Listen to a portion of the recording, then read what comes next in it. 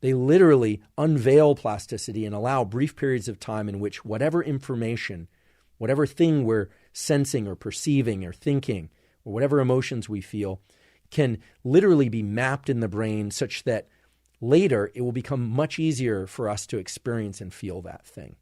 Now, this has a dark side and a positive side. The dark side is it's actually very easy to get neuroplasticity as an adult through traumatic or terrible or challenging experiences. But the important question is to say, why is that?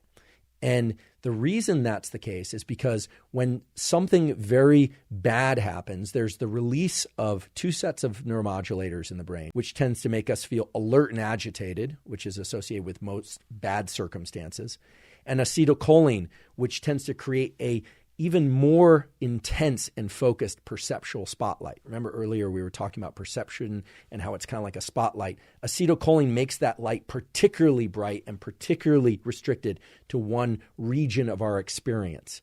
And it does that by making certain neurons in our brain and body active much more than all the rest.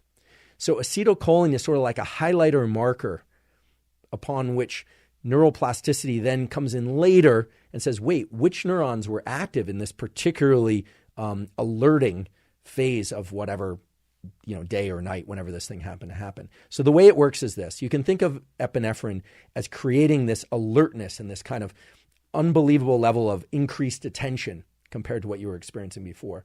And you can think of acetylcholine as being the molecule that highlights whatever it happens during that period of heightened alertness. So just to be clear, it's epinephrine creates the alertness.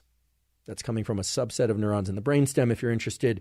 And acetylcholine, coming from an area of the forebrain, is tagging or marking the neurons that are particularly active during this heightened level of alertness. Now that marks the cells, the neurons, and the synapses for strengthening, for becoming more likely to be active in the future, even without us thinking about it, okay?